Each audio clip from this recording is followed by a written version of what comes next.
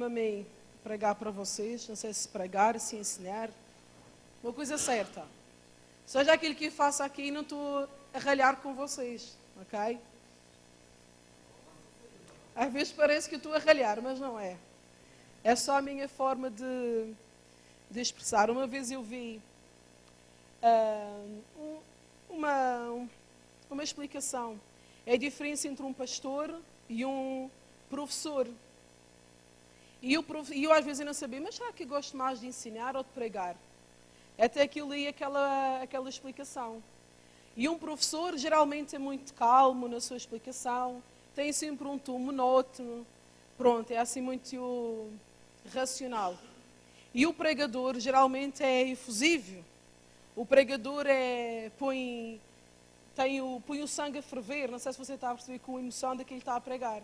E então eu percebi, olha, se calhar então eu sou mesmo uma pregadora. Porque é isso que eu gosto de fazer, pregar a palavra de Deus. Eu ontem estava a estudar a Bíblia e ali uma coisa que me trouxe grande temor. Devido aos acontecimentos que nós estamos a ver no mundo, que a Bíblia fala que é apenas o princípio de dores. E você que não fique assustado, nem fique a pensar coisas na sua cabeça que a Bíblia não fala. Por tudo aquilo que está a acontecer, irmão, é apenas, é o princípio de dores. É aquelas dores que a Samantha já está a sentir há um mês atrás. Há um mês atrás já sentias dor, não sentias? E a todo o tempo ainda não nasceu. E aquilo que nós vimos no mundo, irmão, é apenas princípio de dores. E eu li aqui uma coisa que me trouxe grande temor, que a Bíblia fala que nos últimos tempos vai ocorrer a apostasia. E durante muito tempo eu nem sabia o que significa, o que é isto, apostasia? Mas a apostasia é desviar-se daquilo que é a sã e sagrada Escritura. É um desvio, é um abandono.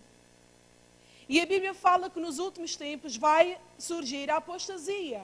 E que vai haver muita gente, muito cristão, que por se multiplicar a iniquidade, o amor deles vai esfriar. O amor deles por quem? Por Jesus, pela palavra de Deus. E eles vão negar a fé, vão abandonar a fé.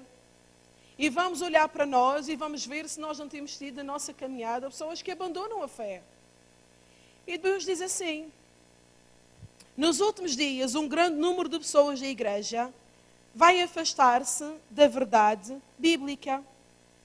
Os falsos dirigentes das religiões, digamos assim, apresentarão uma salvação fácil e uma graça divina sem valor, desprezando as exigências de Cristo quanto ao arrependimento e à separação da imoralidade e à lealdade a Deus e aos seus padrões. Tem tudo a ver com aquilo que nós temos falado, como nós devemos nos apartar do mundo, apartar de tudo aquilo que aborrece a Deus. E a Bíblia fala que nos últimos tempos, os falsos profetas, os falsos pastores, eles vão apresentar uma salvação fácil.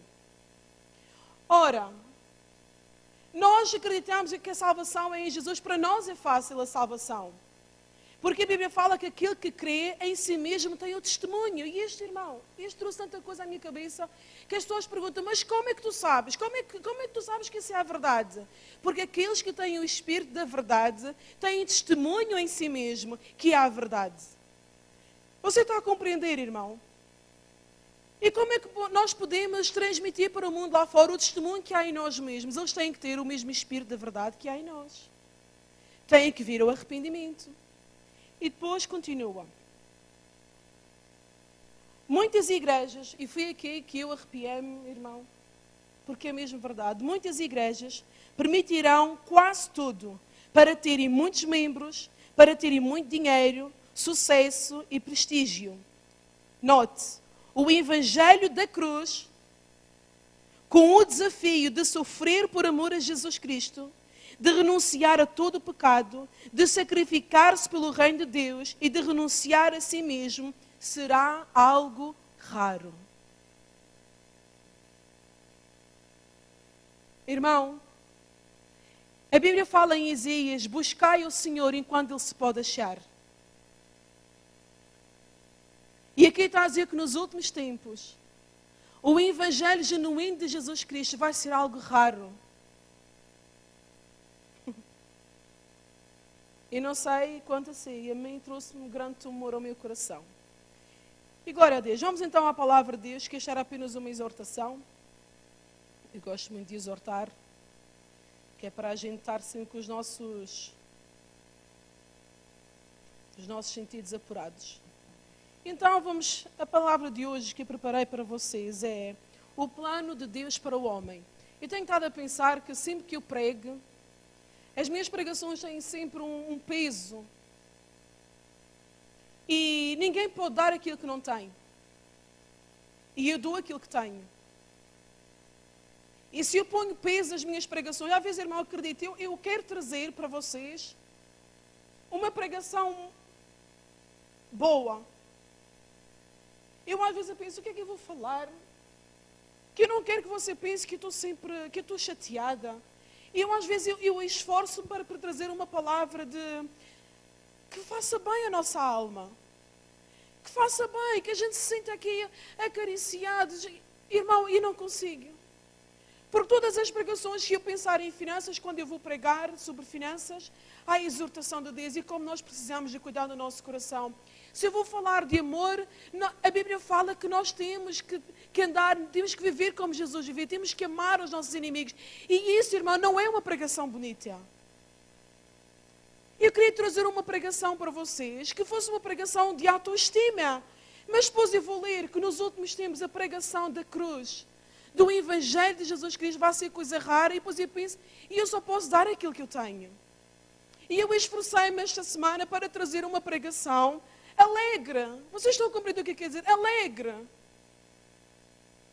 Uma pregação que você saísse daqui e dissesse, uau, glória a Deus, eu sou mesmo o filho de Deus, irmão. Mas isso não, pouco ou nada vai fazer por si. E mais uma vez, esta pregação era para ser uma pregação dada com um tom de alegria. E eu não estou triste, nem estou chateada, irmão, mas há um grande peso na palavra de Deus. E nós não podemos tirar o peso que a palavra de Deus tem. Está a compreender? Eu penso, caramba, por que eu não posso dar uma palavra alegre? Mas é que todos os dias eu vivo isto, todos os dias eu quero ser melhor para Deus, todos os dias eu quero que a palavra de Deus seja vida para os meus caminhos, que são caminhos de morte. Irmão, nós sem Jesus, os nossos caminhos são caminhos de morte. Sem Jesus na nossa vida, o nosso caminho é um caminho de perdição. E como é que eu posso trazer algo de bom para si, se tudo o que o mundo apresenta lá fora é bom? E eu não quero que você confunda o seu bem-estar com a sua salvação, porque a salvação é mais importante que o seu bem-estar. E aquilo que eu vou falar hoje é o plano de Deus para o homem. O plano de Deus para o homem. E quando nós falamos de Jesus a alguém, geralmente nós falamos de Jesus porque a pessoa está a passar uma situação menos boa, ou porque a pessoa tem uma dificuldade, ou porque a pessoa tem qualquer coisa na vida que está a roubar a alegria. E nós queremos apresentar um Jesus que veio para trazer resolução aos nossos problemas. Mas eu quero dizer uma coisa, lá está. Eu não posso inventar, eu não posso dizer algo que a Bíblia não diz. E o plano de Deus para o homem, irmão, não é só prosperidade. O plano de Deus, Jesus não veio para nos trazer prosperidade. Mas ainda agora acabamos de falar sobre a nossa vida financeira. Como é que tu explicas isto, Cristina? Eu explico, porque a Bíblia diz que Jesus veio a este mundo para resgatar tudo aquilo que estava perdido. E Jesus vai, irmão, e eu vou dizer uma coisa que pode chocar a muitos, mas este é o verdadeiro Evangelho. Quando Jesus foi à cruz, a última coisa na mente de Jesus era se você ia ser feliz, era se você ia ter todos os seus sonhos. A última coisa na mente de Jesus era o suprimento das necessidades da sua alma. Porque quando Jesus foi à cruz, foi por algo muito maior do que isso. Quando Jesus foi à cruz, Ele foi para nos redimir dos nossos pecados. Ele foi para comprar de volta para nós o relacionamento pessoal com Deus. Na quarta-feira, nós vimos que Deus criou o homem à sua imagem e à sua semelhança. E Deus criou o homem para dominar. Quem é que sabe o que está escrito na Bíblia? Deus criou o homem para dominar. Para ser um conquistador, para estar numa posição de regalia. Foi essa a intenção com que Deus criou o homem, para ter comunhão com Deus e para dominar sobre todas as coisas. Mas o homem desobedeceu. E quer dizer uma coisa, irmão, quando nós falamos de desobediência a Deus, as consequências da desobediência são terríveis para a nossa vida. Nós pensamos que a única desobediência que o homem teve foi lá quando Adão desobedeceu a Deus, mas ainda hoje nós continuamos a fazer a mesma coisa que Adão fez, e a consequência para a nossa vida é exatamente igual àquela que Adão sofreu. Caramba, lá estou eu aqui a falar assim como estivesse chateado, irmão, mas é a verdade. É a verdade, e por isso é que nós precisamos de compreender qual é o verdadeiro plano de Deus. É aquilo que Deus vai fazer.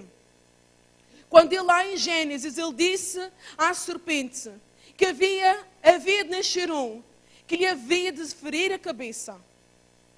Era a profecia de Deus para o nascimento de Jesus.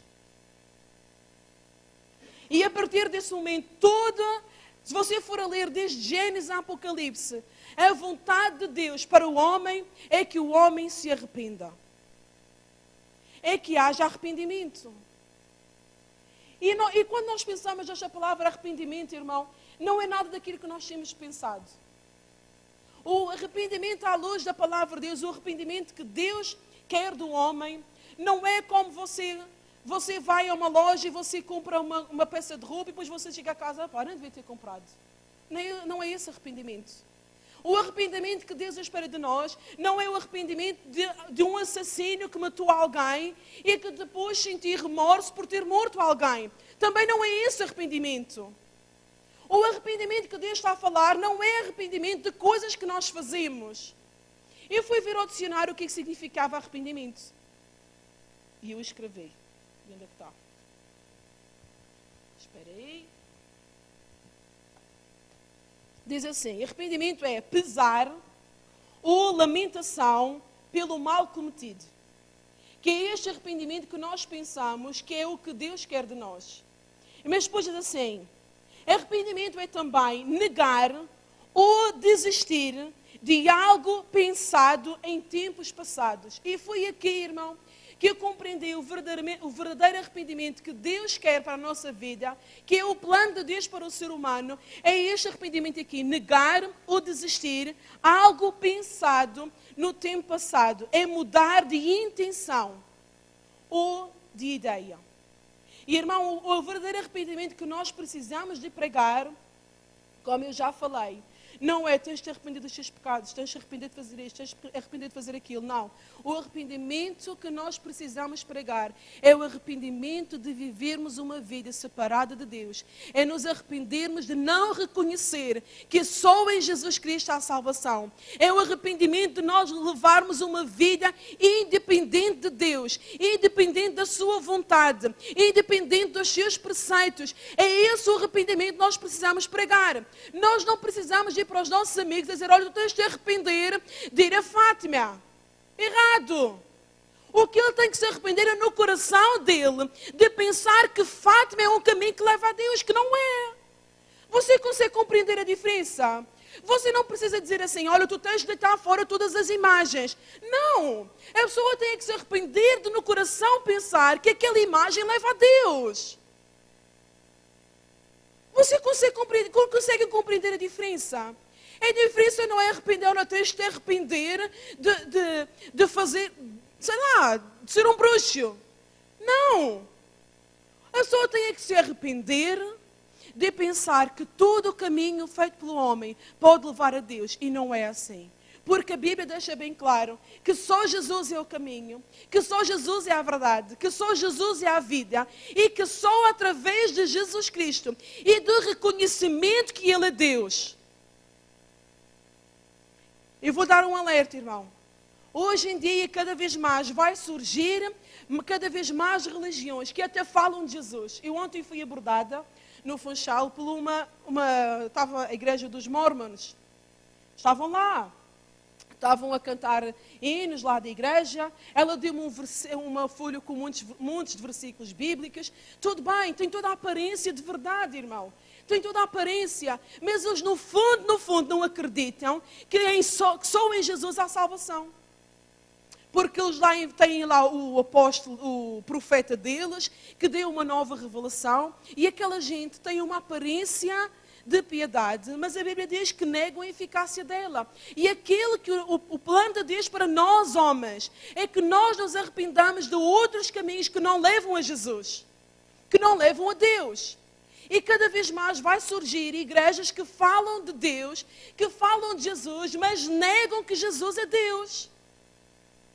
Eles negam que Jesus é Deus. Vocês sabem que eu gosto muito de Bíblias, não sabem? Estou a ver mais uma para comprar. Mas vocês sabem uma coisa, que precisamos ter muito cuidado com as traduções que nós escolhemos. E só há 2 traduções que eu escolho. Fora dessa eu não escolho mais. Porque há um interesse, irmão, de todo o mundo, daquele sistema que nós temos vindo a falar, o sistema do mundo que se opõe a tudo o que é de Deus. Há um sistema, como é que se chama? Há um movimento que quer negar que Jesus Cristo é Deus. Eles até falam de Jesus, até celebram o nascimento de Jesus, mas é só isso. Vamos à palavra. O arrependimento. Arrependimento por si só não traz salvação. Foi aquilo que eu falei. Arrepender-se de pecar é bom. Quem é que conhece alguém que está no mundo, que já se arrependeu de um pecado e continua no mundo?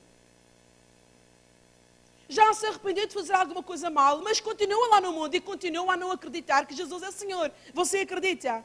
Não é esse arrependimento que eu estou a falar. É arrependimento que Deus fala e o que o plano de Deus para nós é arrependimento para a salvação. É arrependimento para a salvação, irmão. Vamos abrir a nossa Bíblia. Em Lucas 5:32, e eu peço que você seja rápido. Alguém tem a outra Bíblia aí que me empreste? Pode ser essa. Fica mais fácil para não estar sempre a... Devia ter trazido a outra, mas olha, paciência. Lucas 5:32.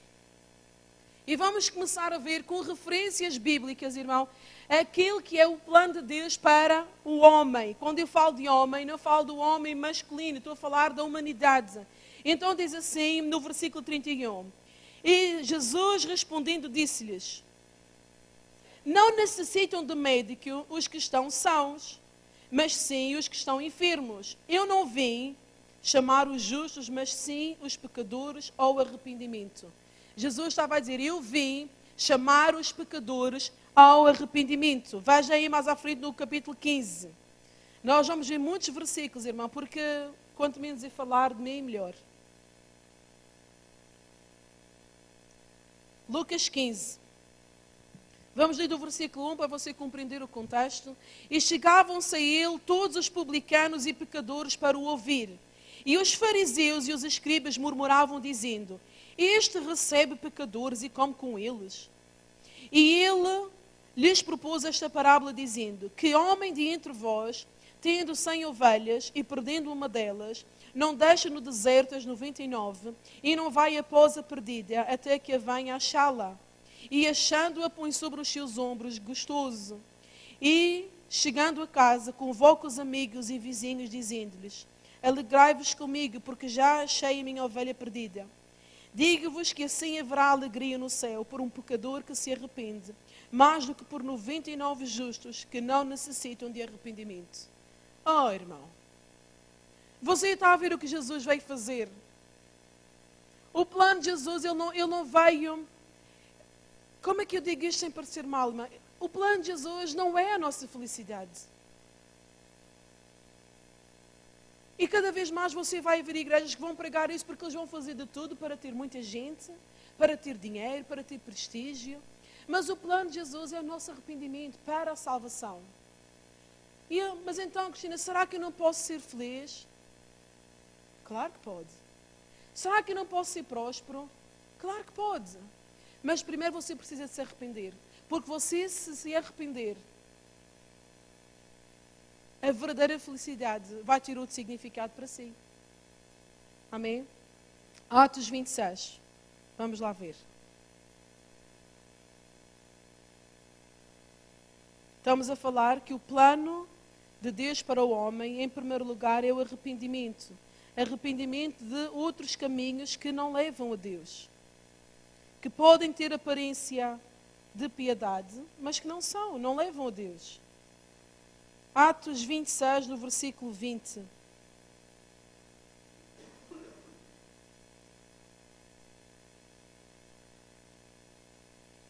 Acho que não é isto.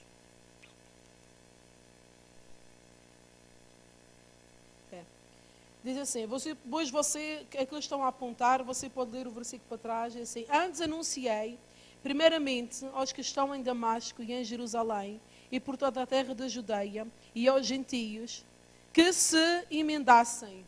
Você está a ver?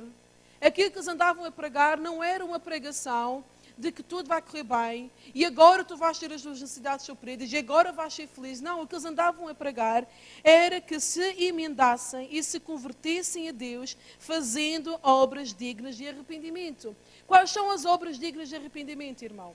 É as obras da nossa santificação.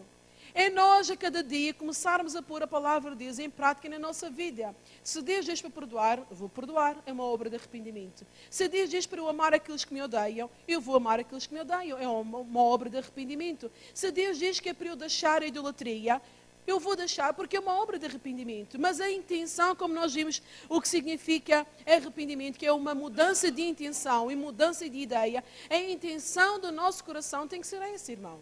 Tem que ser a intenção de viver o que a palavra de Deus diz. É fácil? Nem sempre é. Mas vai ficando mais fácil. Conforme você vai fazendo, vai ficando mais fácil. Amém? Mateus 3, no versículo 1, diz assim. Podem abrir rápido. Mateus 3.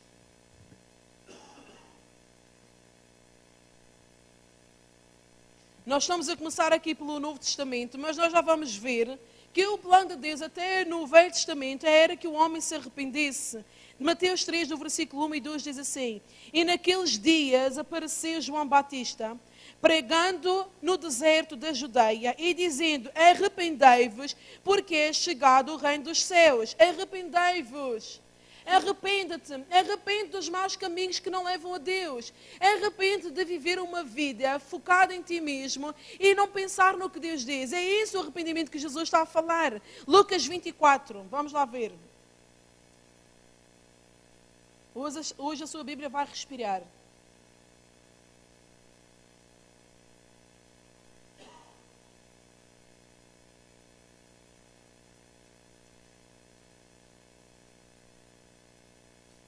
Lucas 24, no 46.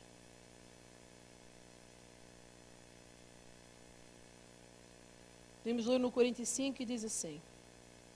Não, no 44. E disse-lhes: São estas as palavras que vos disse ainda estando convosco, que convinha que se cumprisse tudo o que de mim estava escrito na lei de Moisés, e nos profetas e nos salmos. Então abri-lhes o entendimento para que compreendessem as Escrituras. E disse-lhes: Assim está escrito, e assim convinha que o Cristo padecesse e ao terceiro dia ressuscitasse dos mortos, e em seu nome se pregasse o arrependimento e remissão dos pecados em todas as nações, começando por Jerusalém. Você está a ver? Convinha que Jesus Cristo padecesse, convinha que ele fosse morto e que ressuscitasse dos mortos, para que em nome de Jesus... Você está a ver? Para que em nome de Jesus se pregasse o arrependimento. Então o arrependimento que nós precisamos pregar é o arrependimento em nome de Jesus para a salvação. E para que possamos fazer obras dignas de arrependimento. Você está a compreender, irmã? Eu acho esta lição de extrema importância, porque nós precisamos saber, quando nós vamos falar de Jesus às pessoas que estão carregadas de pecado, nós não precisamos dizer ela para se arrepender dos pecados. Ela tem que se arrepender, nós temos que nos arrepender, porque isto também é para nós, irmão. Esta palavra também é para nós dentro da igreja, porque nós pensamos que estamos aqui e que estamos imunes a isto, que isto é para o mundo, mas não é. Porque nos últimos tempos a Bíblia fala que vai haver apostasia e que muitos vão se desviar do Evangelho de Jesus. E pensam que por conhecer Jesus, por conhecer a palavra de Deus, pensam que é suficiente, mas Jesus disse: por que me chamaste Senhor, Senhor e não fazes aquilo que eu digo? Então o arrependimento que nós precisamos é arrependimento para a salvação. Vamos abrir em Atos 3:9, aí à frente. Atos 3:19, desculpe. Diz assim. Já estão todos lá? Sim. Podemos ler até no 18. Mas Deus assim cumpriu o que já dantes pela boca de todos os seus profetas havia anunciado, que o Cristo havia de padecer. Arrependei-vos, pois, e convertei-vos, para que sejam apagados os vossos pecados e venham assim os tempos de refrigério pela presença do Senhor. Você está a ver, o arrependimento tem que vir antes do perdão dos pecados, irmão. Porque sem arrependimento nós não podemos ter o perdão dos nossos pecados. Sem arrependimento de pensarmos que há outros caminhos que levam a Jesus, nós não temos perdão de pecados. O perdão dos nossos pecados é apenas uma consequência do nosso verdadeiro arrependimento. É um brinde, é um presente, é uma recompensa, irmão. O perdão dos nossos pecados é apenas uma recompensa de nós nos arrependermos de não acreditar em Jesus. Em Atos 2:38 disse assim: disse-lhes Pedro, arrependei-vos e cada um de vós seja batizado em nome de Jesus Cristo para perdão de pecados e recebereis o dom do Espírito Santo. Em Atos 17:30 diz, mas Deus, não tendo em conta os tempos de ignorância, anuncia agora a todos os homens em todo o lugar que se arrependam. Que se arrependam. Vamos ao Velho Testamento, vamos ver o que a Bíblia fala. Em Ezequiel 18:23, lemos este versículo na quarta-feira. Ezequiel 18:23. E veja como o plano de Deus, não só depois de Jesus nascer, mas até antes, era sempre o mesmo, era que o povo se arrependesse. Diz assim, no versículo 21. Mas se o ímpio se converter de todos os seus pecados que cometeu, e guardar todos os meus estatutos, e fizer juízo e justiça, certamente viverá, não morrerá.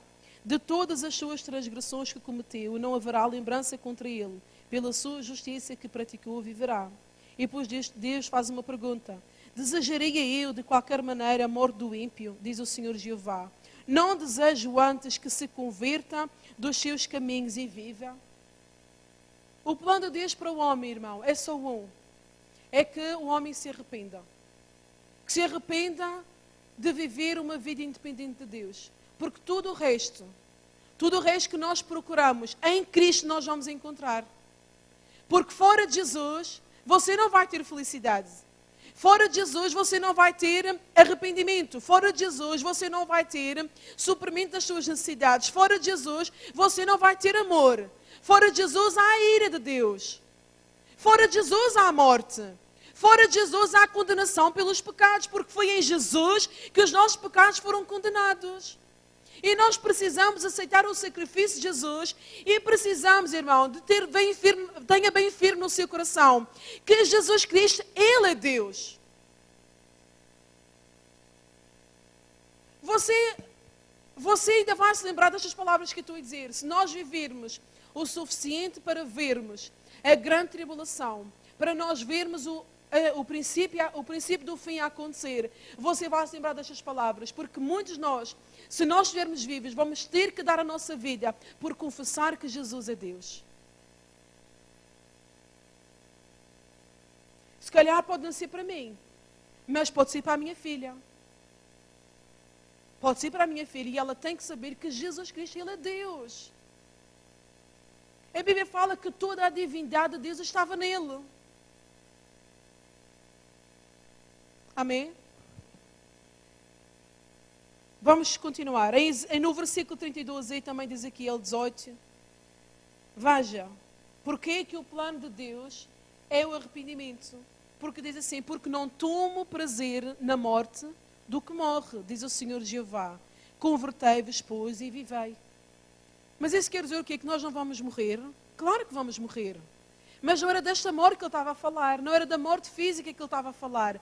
A morte que ele estava a falar era da morte espiritual, a separação eterna com Deus. E Deus não tem prazer na morte do ímpio. Deus não tem prazer na morte daquele que morre em seus pecados.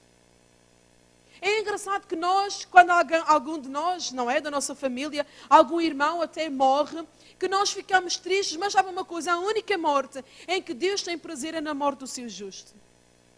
Oh, irmão, a única morte em quem Jesus tem prazer é na morte do seu justo, é na morte daquele que morre, mas que vive com ele.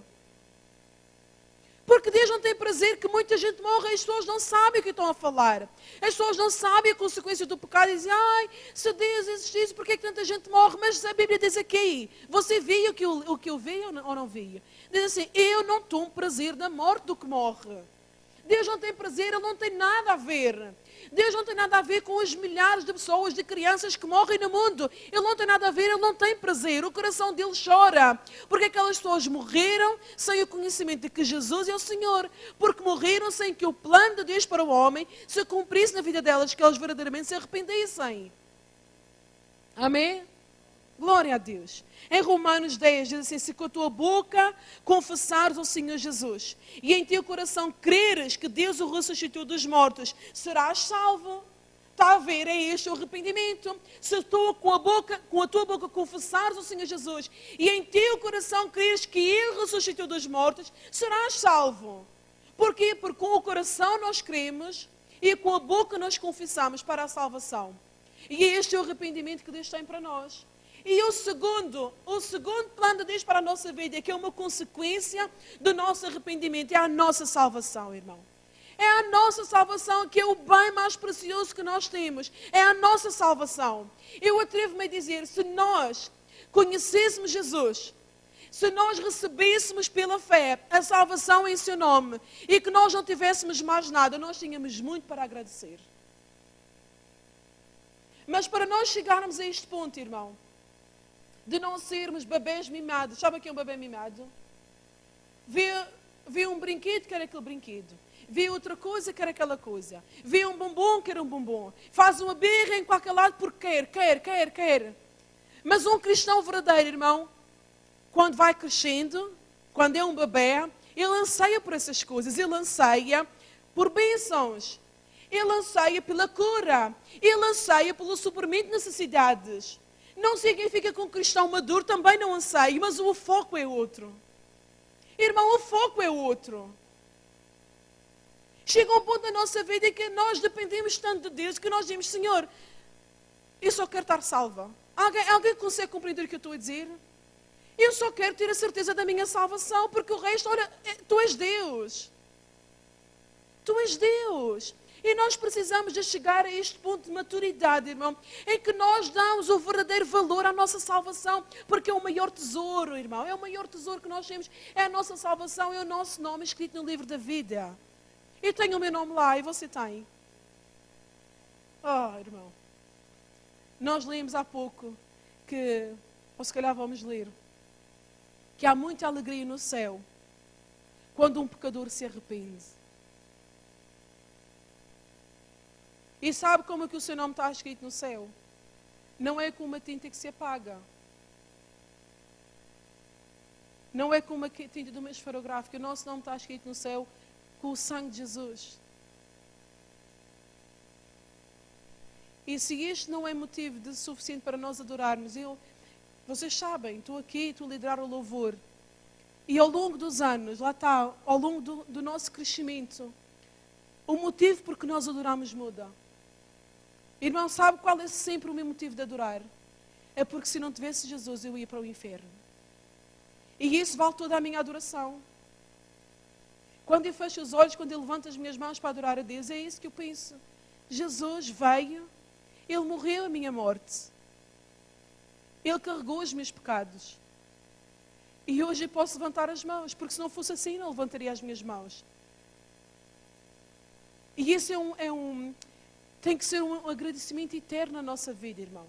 Que vai causar em nós uma adoração constante. Se nós realmente dermos valor à nossa salvação, isso vai causar em nós uma adoração constante. Vai haver sempre canto na nossa boca, vai haver sempre canto no nosso coração, porque nós realmente sabemos aquilo que nós temos. Agora, quando é um cristão que ainda não está seguro, o mínimo vendaval ele deixa de vir, é a mínima coisa ele fica amuado, é a mínima coisa ele chora, afinal aquilo de igreja não funciona. Porquê? Porque ele está atrás das coisinhas que têm brilho, ele está atrás das coisinhas que são perecíveis. Ele não está atrás da verdadeira salvação que há em Cristo Jesus. Quando eu vejo uma pessoa que passa 1, 2, 3, 4, 5 anos na igreja e que depois, pela mínima coisa, a pessoa aborrece e deixa de vir, eu digo sinceramente, aquela pessoa ainda não se converteu. É uma pessoa que ainda não se converteu, irmão.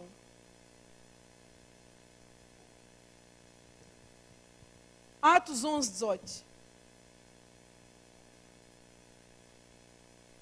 E esta lição, irmão, é uma lição de alegria. Embora que pareça assim, com este peso, irmão, mas é uma lição de alegria, irmão, porque todos nós estamos aqui e estamos a ter a oportunidade de, mais uma vez, transformarmos a nossa vida. Temos, mais uma vez, a oportunidade de pormos o nosso coração ao bem com Deus, de mudar a nossa intenção, de mudar a nossa ideia. Então, Atos 11, 18, o que diz? Na minha Bíblia diz assim... No 17, portanto, se Deus lhes deu o mesmo dom que a nós, quando havíamos crido no Senhor Jesus Cristo, quem era, então quem era eu para que pudesse resistir a Deus?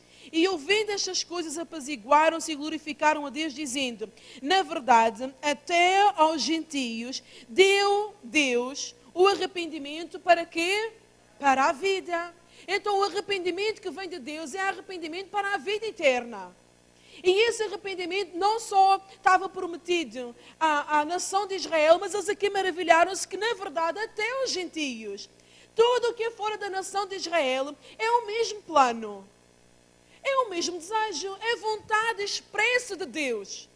É que nós nos arrependamos dos nossos maus caminhos para a vida eterna que há em Cristo Jesus. 1 João 5,20. Primeiro vamos a João 17. João 17, 3. Quando eu estive a preparar esta lição, irmão, há tantos versículos que mostram, sem qualquer sombra de dúvidas, que Jesus Cristo é o Senhor. E eu pergunto-me, como é que é possível se pregar ao contrário? Como é que é possível? João 17, 3 diz assim, vimos que Deus deu arrependimento também aos gentios para a vida eterna. E diz assim, e a vida eterna é esta, que te conheçam a ti só, único Deus verdadeiro, e a Jesus Cristo a quem enviaste. Este é um daqueles versículos, irmão, que quando eu compreendi o que ele dizia, nunca mais eu esqueci este versículo. E a vida eterna é esta, que conheçam a ti só como o único Deus verdadeiro e a Jesus Cristo a quem enviaste. Eu ponho Deus e Jesus no mesmo patamar. A salvação é por crer em Deus e em Jesus Cristo, porque Ele também é Deus. Não há salvação fora disto. Não há salvação fora na condição em que Jesus não é Deus, porque Ele é Deus. E a salvação está no seu nome. Você pode pensar que eu estou a exagerar. Se calhar você, estás sempre a dizer a mesma coisa. Mas você ficaria surpreendido. Quantas igrejas aqui no Funchal têm um monte de gente e eles negam esta verdade? Exteriormente parece tudo bem. Porque falam em Jesus. Eu tenho uma colega minha que ela é testemunha de Jeová. E eu tenho curiosidade, não é? E eu queria saber se ela acreditava no mesmo que eu. E eu comecei-lhe a fazer perguntas. Mas vocês acreditam em Jesus? Sim, claro, acreditamos. Acreditam que Ele veio à Terra? Sim, acreditamos. E acreditam que Ele morreu? Sim. E que Ele ressuscitou? Sim. E acreditam que Ele é Deus? Não. Como é que é possível? Irmão, acredito, o discurso deles é tão enganador. O discurso dos mormons é tão enganador. O discurso de um católico carismático é enganador. Eu estou a chamar as coisas pelos nomes porquê? Porque nos últimos tempos a mensagem do Evangelho vai ser uma coisa rara. Hoje em dia já é rara. E você precisa estar apercebido. Jesus Cristo é o Senhor para eles. Ele é Deus. E eles vão fazer de tudo por tudo para negar esta verdade, que Jesus Cristo é Deus. E você até pode conviver com eles, parece que tudo é igual. E não é. Porque negam a verdade do Evangelho. Você quer ver em 1 João, aqui eu pergunto-me, como é que é possível eles terem isto na Bíblia deles e não ver? 1 João. Mais um versículo que lá está. Quando se fez luz, fez luz. E aqui eu percebi também que eu sou mesmo uma felizarda. A única diferença é mim e Jesus. 1 João 5:20 diz assim.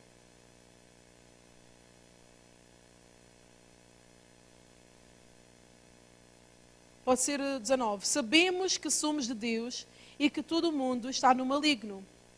E sabemos que já o Filho de Deus é vindo e nos deu entendimento. Foi aqui que eu pensei, uau.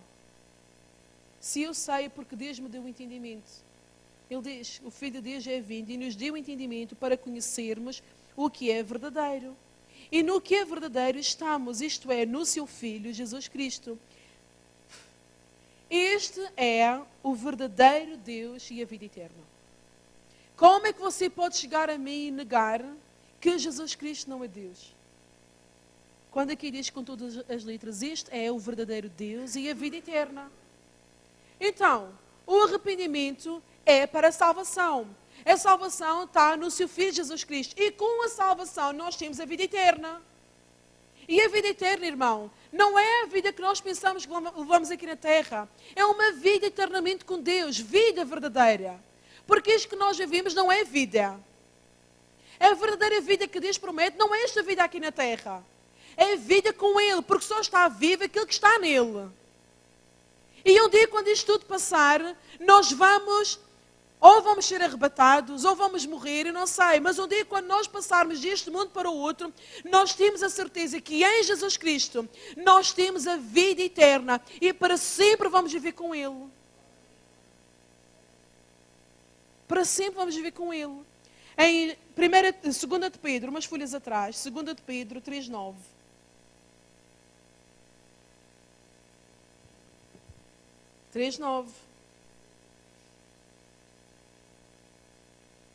E veja, este versículo não só é uma promessa de Deus, mas também é uma exortação. Era só 2 ou 3 páginas atrás, irmão.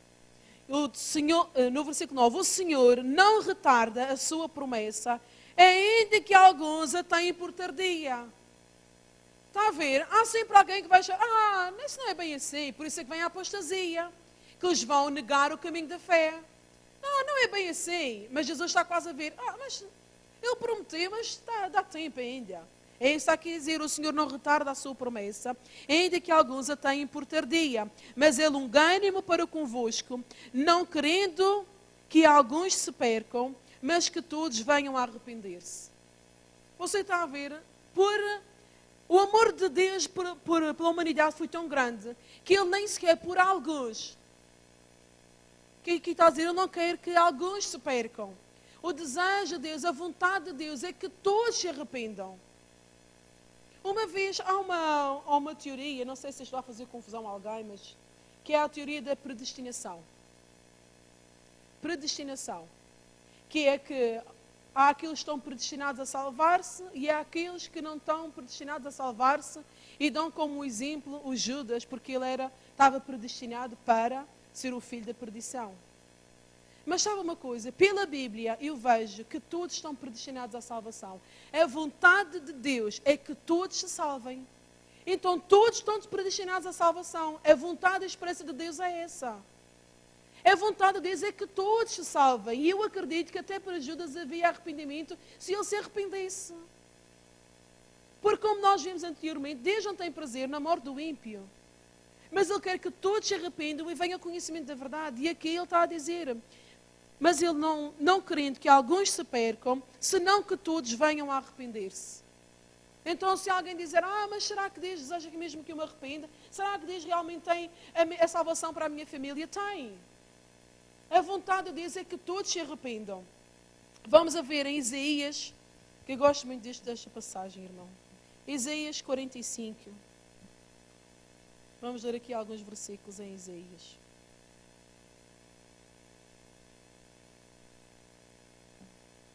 Eu quis fazer mesmo de propósito uma junção de alguns versículos do Novo Testamento e do Velho Testamento. Para quê? Para que não haja qualquer dúvida que o plano de Deus, desde Gênesis, desde a queda, era que o homem se arrependesse.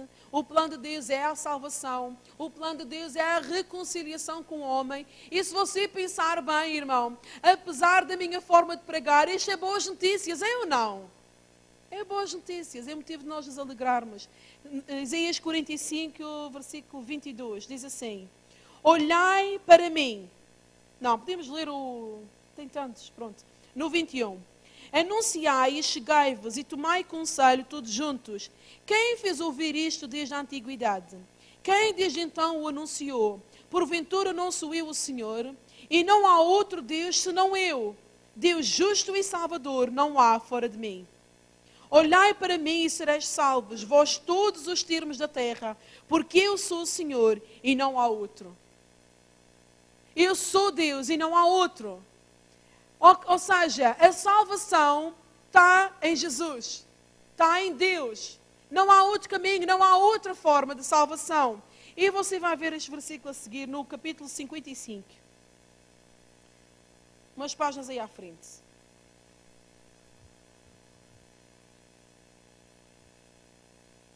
Isaías 55, no versículo 6. Diz assim: buscai o Senhor enquanto se pode achar, invocai-o enquanto está perto. Deixe o ímpio o seu caminho e o homem maligno os seus pensamentos, e se convirta ao Senhor, que se compadecerá dele. Torne para o nosso Deus, porque grandioso é em perdoar. Grandioso é em perdoar, irmão. Você está a compreender esse versículo? Buscai o Senhor enquanto se pode achar, e invocai enquanto Ele está perto. É hoje o dia da sua salvação, irmão. Não é amanhã, é hoje. Aquelas pessoas estão a ouvir, é hoje o dia da sua salvação. Invoque hoje o Senhor enquanto Ele está perto, busque-o enquanto Ele se pode achar, porque virá um dia que a mensagem do Evangelho de Jesus Cristo vai ser coisa rara. Você não vai ouvir em qualquer lado. E você pensa que eu estou a brincar? Você pague para ver. Pague para ver. Se você estiver atento àquilo que está a passar, se você souber o que a Bíblia fala que virão tempos horríveis. Vão vir tempos horríveis em que a palavra de Deus não se vai achar em lado nenhum. Eu já disse e volto a dizer.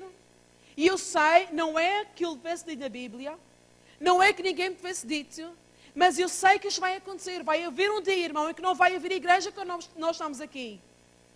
É bom que você saiba a palavra de Deus para quando chegar esse dia, quando você buscar um lugar para ouvir a palavra de Deus, esse lugar seja o seu coração, na sua casa. Porque chegará o dia em que não vai haver igreja.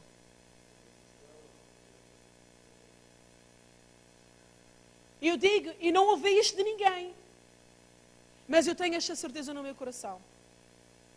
Que as pessoas vão bater à porta, mas tinha uma igreja aqui. Onde é que está essa igreja? Você ouça o que eu estou a dizer. Nós, se calhar, não devemos viver para isso. Mas se isto que há gravado, olha, aquela rapariga lá, ela que pregou bem. Mas ainda assim, porque não será para nós, penso eu, você que não pensa, isso não é para mim, então tu safa desta.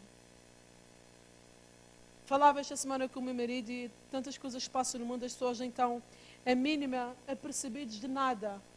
E a Bíblia fala e diz como um ladrão na noite, assim será a vinda do Filho do Homem. Mas ele também diz, mas para nós que estamos em luz, esse dia não precisa de vir em trevas. Irmão, não vai ser surpresa. Se nós tivermos o nosso caminho na vontade de Deus, o fim dos tempos não vai ser surpresa para nós. Nós vamos estar totalmente apercebidos. Nós vamos estar apercebidos, irmão. Mas para aqueles que não estão na vontade de Deus, vai ser como um ladrão na noite. Você sabe o que é um ladrão na noite? É quando você menos espera. É quando você está totalmente descansado e sem qualquer pré-aviso. Vem o ladrão e rouba tudo aquilo que você tem. E aqueles que não tiverem Jesus no seu coração, a vinda de Jesus será assim, como um ladrão na noite. Noite. O que é noite? É trevas. Quando nós estamos doentes, qual é o pior período de passar? É à noite. Quando estamos deprimidos, o que é pior? É à noite. Ou aqui nunca ninguém temeu a chegada da noite. Eu já temei a chegada da noite. Foi só eu? Eu já temei a chegada da noite. Ih, pá, uma noite inteira, não vou conseguir dormir, os pensamentos. Glória a Deus. Veja aí em Mateus 1. Estamos agora na época do Natal. Ontem aquela rapariga da igreja Mormon perguntou: você gosta de Natal? E eu, sim, gosto de Natal. Por que gostar de Natal? Eu disse, porque celebro o nascimento de Jesus Cristo, o meu Salvador. Sentir-se mais perto de Deus nesta altura do ano? Eu não, sinto-me igual. Sinto-me igual. É uma hipocrisia nós pensarmos que por estarmos no Natal, vamos nos sentir mais perto de Deus. Ele está comigo a cada dia.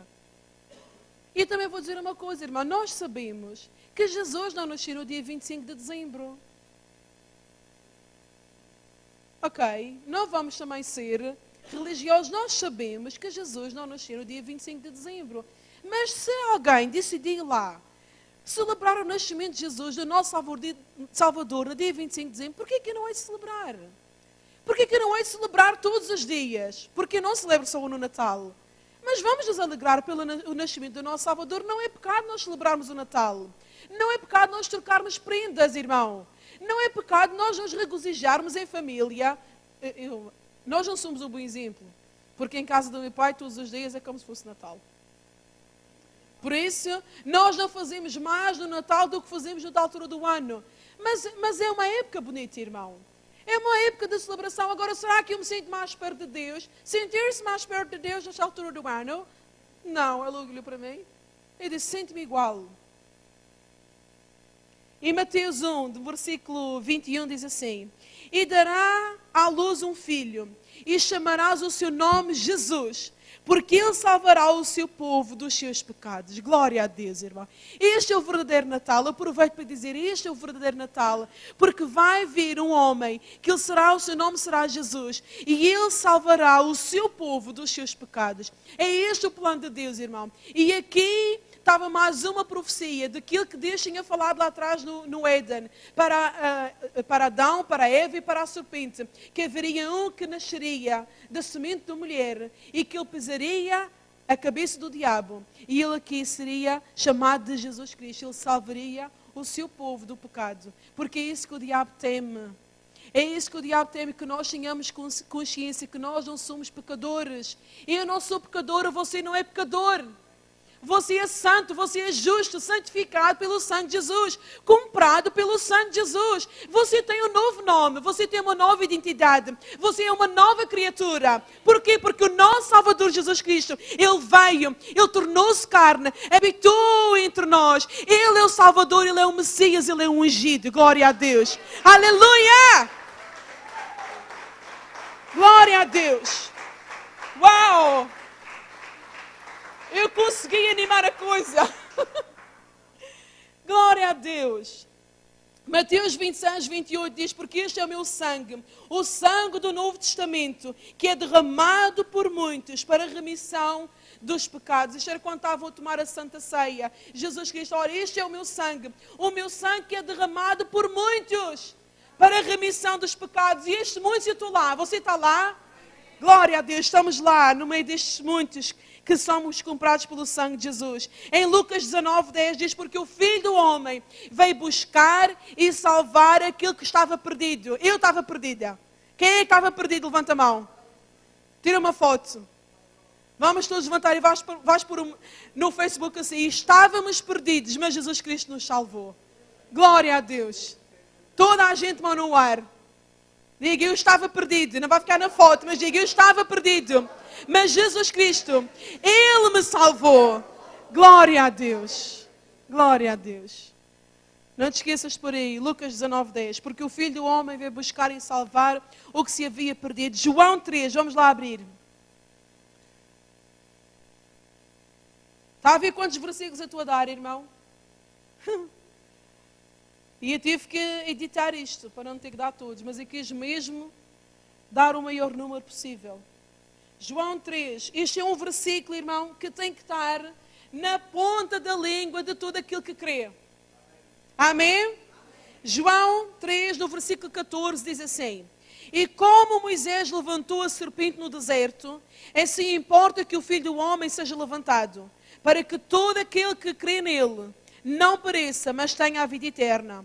Porque Deus amou o mundo de tal maneira que deu o seu Filho unigênito para que todo aquele que nele crê não pereça, mas tenha a vida eterna. Porque Deus enviou o seu Filho ao mundo, não para que condenasse o mundo, mas para que o mundo fosse salvo por ele.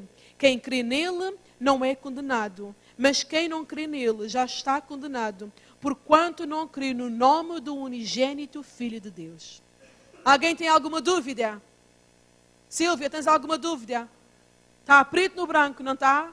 Salvação só em Jesus. E Deus nos amou tanto assim. Oh, irmão, eu acho maravilhoso. Há versículos na Bíblia que mudam a minha vida, que mudam a maneira como eu penso. Eu falei não sei, há 15 dias ou assim, quem é que já pediu uma prova de amor? Quem é que já pediu uma prova de amor? Ao marido, ou à mulher, ou ao filho, ou a alguém. Já pediam? E quem é que já foi decepcionado nessa prova de amor? Levanta a mão. Mas sabe o que a Bíblia diz? A Bíblia diz que Deus, Ele provou o seu amor. E eu acho maravilhoso que Deus, sendo Ele o Todo-Poderoso, Ele se desse ao trabalho de provar o seu amor por nós. E como é que Ele provou o seu amor por nós? Dando o seu Filho Jesus, quando nós ainda éramos pecadores. Quando eu ainda era pecador, Ele provou o amor dEle por mim, quando Ele deu o seu Filho Jesus, para a salvação de tudo aquilo que nele crê. Em Romanos 5, vamos lá, estou quase a acabar. O grupo de louvor já pode subir. Estou quase a acabar, que horas são? Romanos 5, glória a Deus.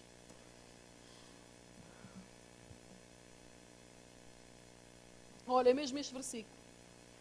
Versículo 8 diz assim: mas Deus prova o seu amor para conosco, em que Cristo morreu por nós, sendo nós ainda pecadores.